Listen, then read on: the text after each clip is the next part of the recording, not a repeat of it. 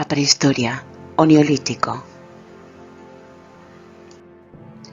Lentamente, ao longo do Paleolítico superior, advírtese un cambio climático. Finaliza a última glaciación, os xeos retíranse de Europa, empeza o Holoceno, hai uns 10.000 anos. O paso do Pleistoceno ao Holoceno poñía fin á idade de xeo, as temperaturas suben de forma importante, así como o nivel do mar, desaparecen as pontes que comunicaban continentes. O paso de Berinxa ou Estreito de Bering afúndese nas augas, rómpese o contacto entre Eurasia e América. Ata Colón, Europa non terá noticia da existencia do que hoxe chamamos América. Tamén queda interrompido o paso para a fauna terrestre.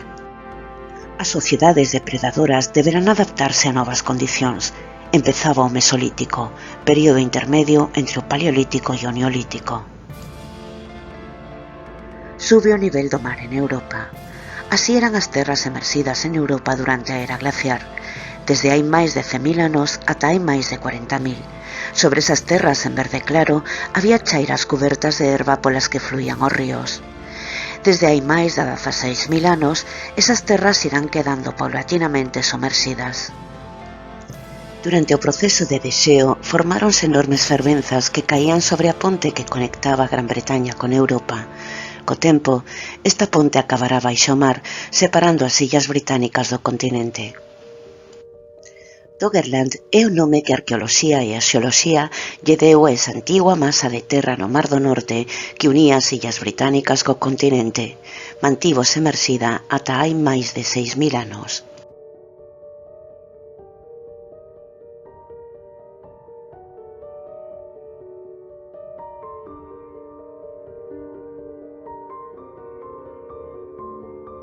Nos mapas observamos a evolución de Doggerland e o último territorio que permanece emerxido, convertido xa nunha illa ata desaparecer por completo. Os seus poboados mesolíticos vivían dos recursos do bosque, da caza e do mar. Mentres a subida do nivel do mar non parecía unha ameaza, a zona estaba cuberta de frondosos bosques e era rica en recursos.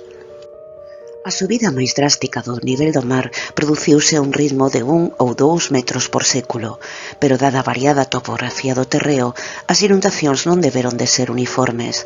Nos territorios baixos de Doggerland, o avance do mar converteu os lagos en esteiros e os antigos bosques en marismas.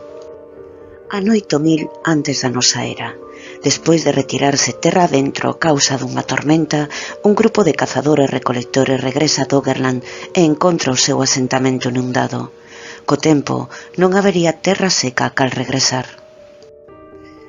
Nas costas franco-británicas detectáronse moitos poboados baixo mar. Na actualidade, en mareas excepcionalmente baixas, emerxen os troncos de árbores fosilizadas dos antigos bosques que acabaron somerxidos.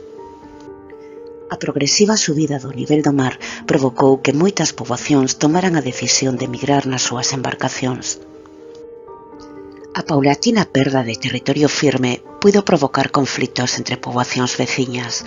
Asasinadas e logo enterradas xuntas nunha tumba adornada con cornamentas, estas dúas mulleres de entre 25 e 35 anos nun cemiterio mesolítico na Bretaña francesa na illa de Biec son a testemunha dunha era violenta. Así era Doggerland pouco antes da súa desaparición. Comezou sendo unha tundra habitable ata ter bosques e marismas. Pero o golpe de gracia que acabou por somerxer as terras que quedaban foi un tsunami hai 8.000 anos. O tsunami formouse tras un corremento de terra submarino próximo a Noruega e provocado polo desxeo continental. É coñecido como corremento de Estorega. As últimas poboacións que ali quedaban morreron afogadas. A adaptación do Mesolítico supuxo a crecente importancia dos recursos mariños. A humanidade inteira tívose que adaptar aos cambios. Estes afectaron a todo o planeta. Conforme aumentaba o nivel do mar, cambiábase dunha dieta de peixe de auga doce a peixe de auga salgada. A caza reduciuse polo cambio climático e pola sobreexplotación. Proliferan os campamentos costeiros que viven dos recursos mariños. O peixe afumábase para podelo conservar. Para optimizar a obtención de recursos, perfecciónanse as técnicas de pesca. Créanse trampas, nasas, redes. Ademais das trampas para pescar, adquire crecente importancia o marisqueo, así como a caza de animais mariños como focas. Nalgunhas zonas de costa o marisqueo é de vital importancia, dando lugar á chamada cultura dos concheiros. Chámase así porque arredor dos poboados atopáronse enormes acumulacións de cunchas de moluscos mariños que formaron parte da dieta humana. Unha construción habitual no Mesolítico son as palafitas, vivendas sostidas por pilares ou estacas sobre augas tranquilas de lagos, lagoas. Moitos destes poboados eran permanentes, pero aínda non se dera o paso cara a unha economía produtora, pois non se practicaba nin a agricultura nin a gandaría. Crían en espíritos relacionados coa caza, a pesca e cos fenómenos naturais, e celebraban rituais para que estes fosen favorables. En Gran Bretaña atopáronse numerosos cranios de cervos que deberon ser usados como disfraces de caza ou para rituais e danzas. Esténdense os bosques. A retirada dos xeos supuxo un aumento da masa forestal e un cambio na fauna. Hai tamén máis froitos silvestres. O cambio climático é un feito en torno ao ano 8000 antes da nosa era. Os renos emigran ao norte e, en xeral, hai menos caza. A nova fauna é máis difícil de cazar. A antiga fauna de grandes mamíferos dá paso a cervos, xabarís, corzos, coellos. Exixía técnicas de caza máis complexas, pois son animais veloces e con costumes menos gregarias.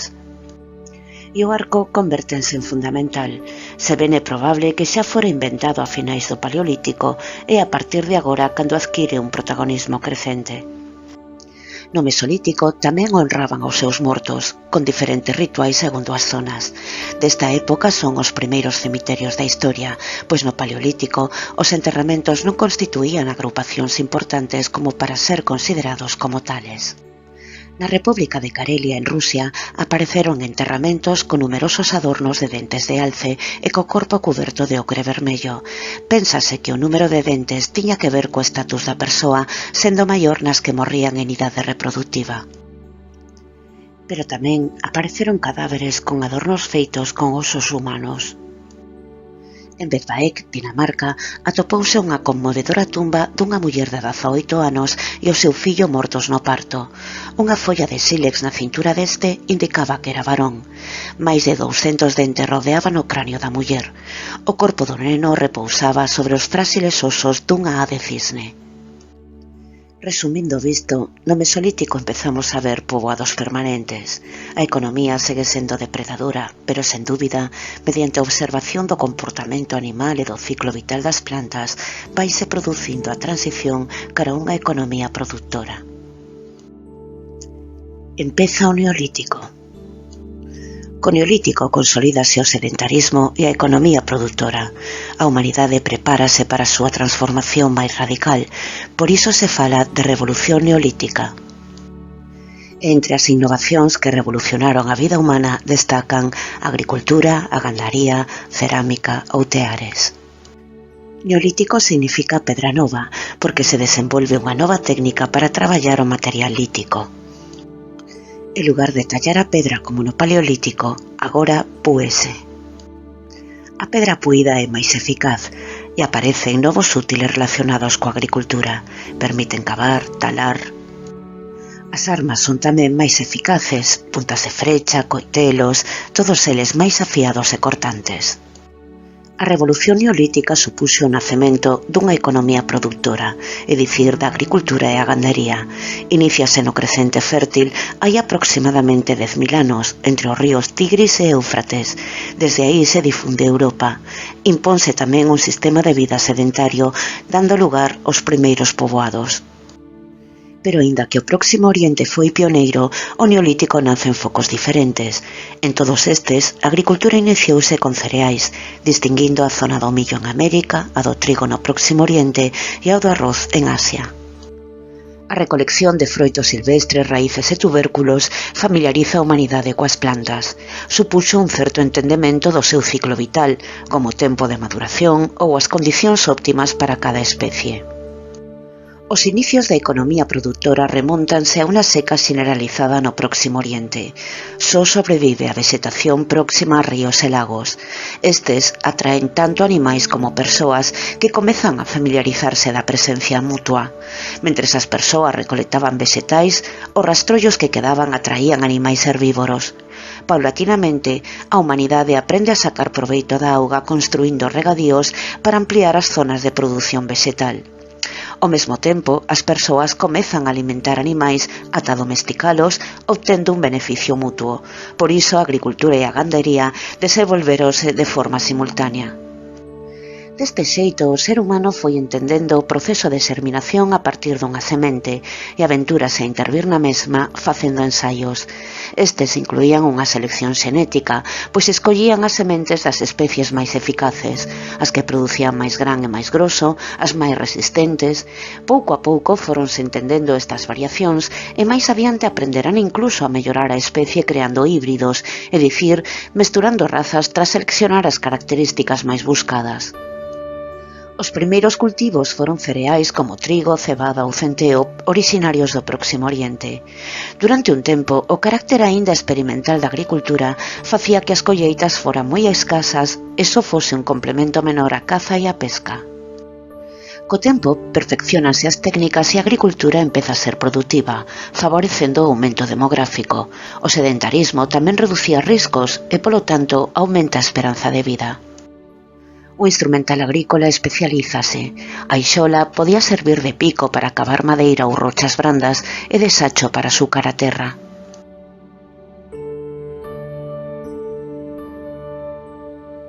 A sega facíase con fouces de madeira con microlitos cortantes incrustados.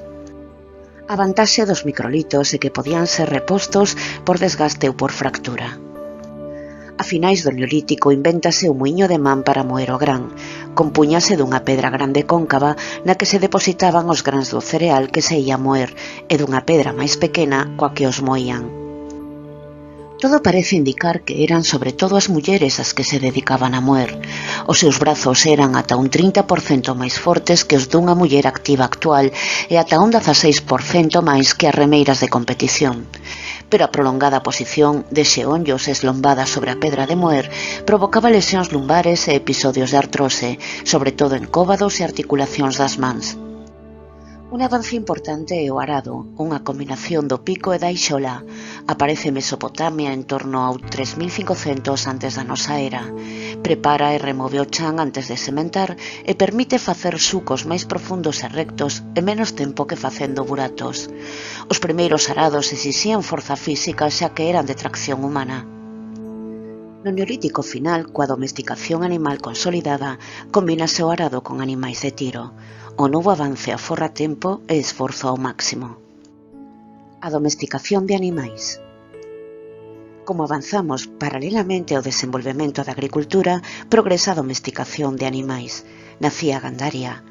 Os primeiros animais domesticados son bóvidos, cabras, ovellas. Un agriotipo é o ancestro salvaxe dun animal doméstico. Así pois, o agriotipo do can é o lobo. Despois do lobo, os primeiros animais domesticados foron cabras e ovellas, antes incluso do Neolítico. O carácter relativamente dócil destes animais facilitou o proceso. O feito de que formen rabaño e sigan os pastores fixo que fose compatible coa vida aínda nómade do Mesolítico. As ovellas tiñan un dobre uso, o coiro e a lá para a roupa e o seu leite e a súa carne para alimentarse. O muflón asiático é o agriotipo das ovellas. En catividade foron gañando lá e algúns ata perderon os cornos. Mediante selección, o ser humano busca os exemplares que resulten máis produtivos, os que dá máis lá ou máis leite ou máis carne. Deste xeito e mediante cruces nacen novas razas optimizadas para o ser humano. O agriotipo da cabra é a cabra bezoar, unha subespecie de cabra salvaxe que habita as montañas de Turquía, Irán e Afganistán. Dela derivan as cabras domésticas. Ovos primigenios ou uro é o agriotipo dos bóvidos. A súa domesticación remóntase a uns 10.000 anos no Oriente Medio e na India. Medía case 2 metros de alto. E o xabaril é o agriotipo do porco. Foi domesticado hai 9.000 anos tanto en Turquía como no sueste asiático. O galo banquiva é unha subespecie de Gallus gallus, sendo o precedente salvaxe do galo doméstico.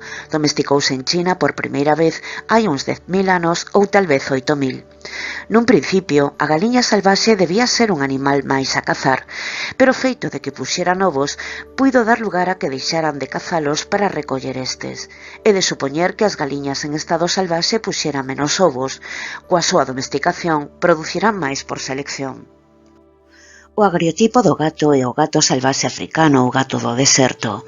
Del ou do gato montés europeo procede o gato doméstico.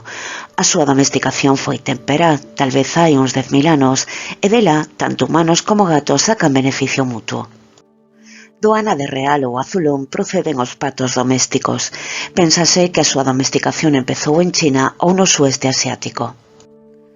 A vida sedentaria, os primeiros poboados. A domesticación de animais e plantas impón un modelo de vida sedentario. Xa non é preciso desplazarse na procura de recursos.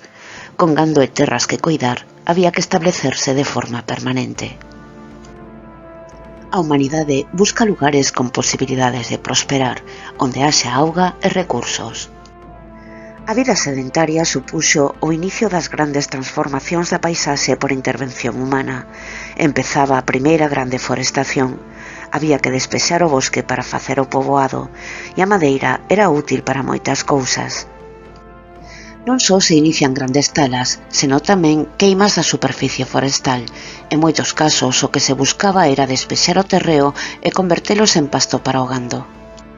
Conforme medran as poboacións, é preciso buscar solucións para mellorar a vida comunitaria. Así nacen os silos, sistemas para almacenar o gran resultante dos excedentes agrícolas, e tamén os vertedoiros que despois se cobren con terra para evitar olores e manter unhas condicións de hixiene no poboado. A forma e materiais das vivendas son variadas e adaptadas aos recursos e clima de cada zona, sendo habituais as vivendas circulares con cuberta de palla. Nalgúns poboados predominaba a pesca, noutros a agricultura e noutros a gandaría. E onde escaseaba madeira, predomina a pedra. É o caso deste poboado neolítico duns 5.000 anos de antigüidade nas Illas Orcadas de Escocia, aínda que parece que tiña unha función ritual. As comunidades neolíticas de Europa non deixaban de ser pequenas aldeas, pero no Próximo Oriente van nacer auténticas cidades. Cataluyuk, a primeira cidade da historia. Foi construída no Neolítico no sur de Anatolia, actual Turquía, hai uns 8.000 anos, e mantívose alí durante máis de 800 anos, aproximadamente entre os anos 6.250 e 5.400 antes da nosa era. Accedíase ás vivendas polas terrazas. De feito, era unha cidade sen rúas, pois as casas estaban pegadas unhas a outras. Os seus habitantes desprazábanse polas azoteas, onde tamén facían vida cotiá, como comer, socializar con familias veciñas. Debeu gozar dunha gran prosperidade agrícola, pero tamén foi vítima do amoreamento de xente en pouco espazo, xerando estrés e episodios de violencia. Ademais, os currais e pozos de vasoira estaban moi cerca das vivendas, provocando falta de hixiene e un aumento das infeccións. Un dato curioso é que os enterramentos se facían baixo as vivendas. Nalgunhas observáronse ata 30 individuos non necesariamente da mesma familia. O ritual de enterramento era laborioso, pois primeiro descarnaban os cadáveres, tal vez os deixaban antes expostos á intemperie. Antes de enterralos cubrían os osos con pintura e os acompañaban de colares de cunchas e outras xoias. Cataluyuk é unha cidade de santuarios. Cada barrio ou distrito tiña un. Tiñan altares con cráneos de touro e frescos con escenas de caza, danzas, poitres, cervos, uros. A cidade sería bruscamente abandonada por un incendio no 6º milenio antes da nosa era. A cerámica é crucial no Neolítico. Permite almacenar e transportar alimentos e bebidas, cociñar, forma parte das novas tecnoloxías da época. A presenza de cerámica é un elemento indicativo da vida sedentaria, pois a súa fragilidade era incompatible coa vida nómade do Paleolítico. Tal vez en torno aos 7.000 antes da nosa era é cando se aplica o lume para endurecer a cerámica. Os primeiros sistemas de cocción eran moi rudimentarios, simples fogueiras con leña a ceo aberto ou baixo terra. Co tempo melloran os sistemas de cocción e perfeccionanse os fornos. Serán importantes para o futuro desenvolvemento da metalurxia cando nazan os fornos de fundición. Tamén nace a roda de olería, a primeira roda da historia.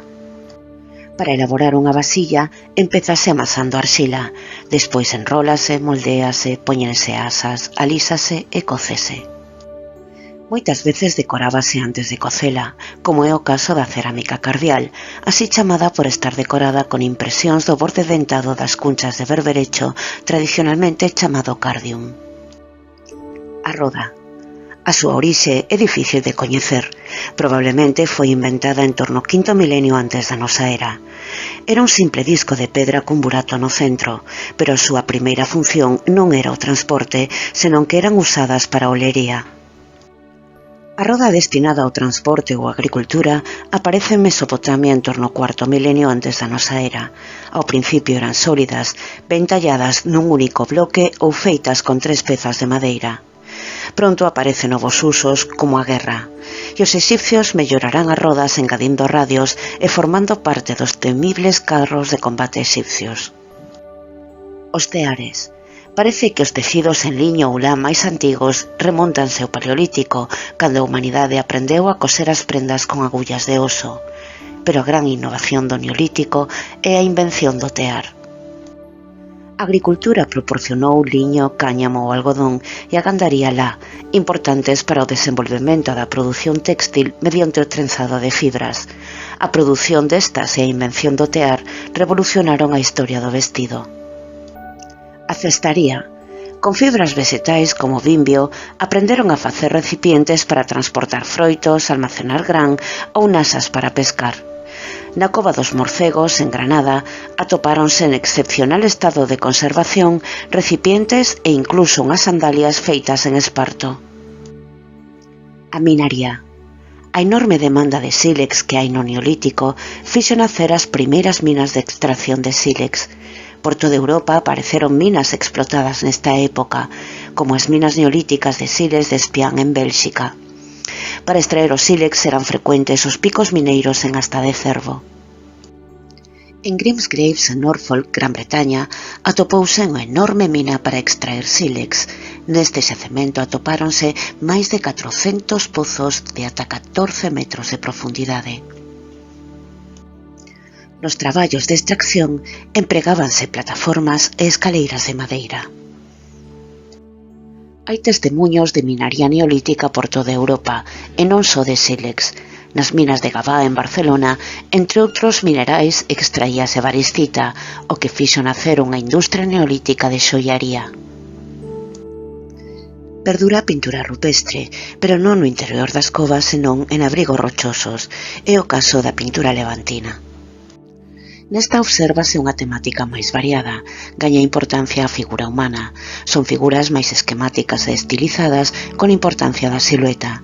Triunfa a pintura monocroma en tons vermellos ou negros.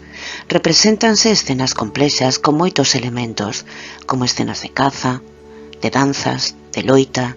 Aumenta a sensación de movimento. Nalgúns casos o esquematismo é tan radical que as figuras se resolven con trazos mínimos, pero sen perder credibilidade nin forza expresiva. A Cova da Araña en Valencia proporciónanos unha curiosa escena de recollida de mel. Morte. Moitos enterramentos do Neolítico facíanse colocando o cadáver en posición fetal. Este adoita ir acompañado dun enxoval funerario con cerámica, ferramentas, xoias. A esperanza de vida estaba en torno aos 45 anos e había unha alta mortalidade infantil. Obsérvase tamén un aumento das caries se o comparamos co Paleolítico debido ao consumo de cereais. A partir do quinto milenio antes da nosa era, comeza a desenvolverse o megalitismo e que continuará na idade dos metais. Supoñía a construción de grandes estruturas feitas con enormes pedras. Exixía un inxente esforzo colectivo. Entre estas estruturas figuran construcións funerarias como os dolmens. Unha vez feita a estrutura en pedra, os dolmens cubríanse con terra ata elaborar un túmulo que o facía destacar na contorna. Ás veces acadaba dimensións monumentais.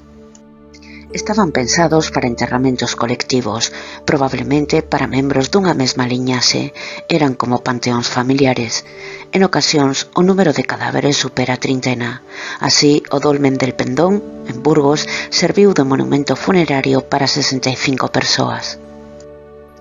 O interior destas tumbas decorábase con pinturas ou gravados. Proba disto é o dolmen de Dombate en Cabana de Bergantiños, considerado a catedral do megalitismo en Galicia.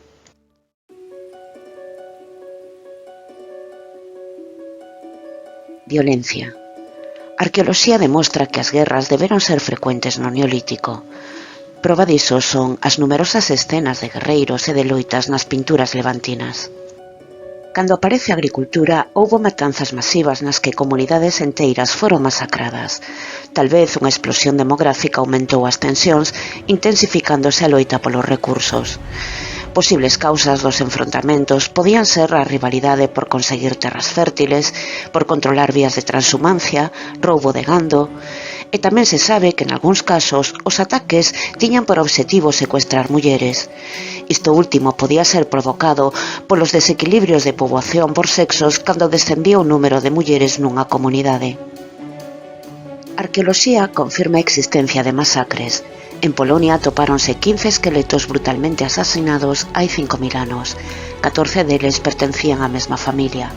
Morreron tras ser golpeados violentamente na cabeza. Tras a súa morte, serían enterrados xuntos con enxovais por persoas achegadas.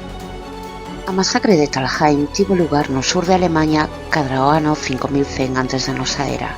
Nela, 34 persoas sufriron unha morte violenta, a maioría por golpes na cabeza.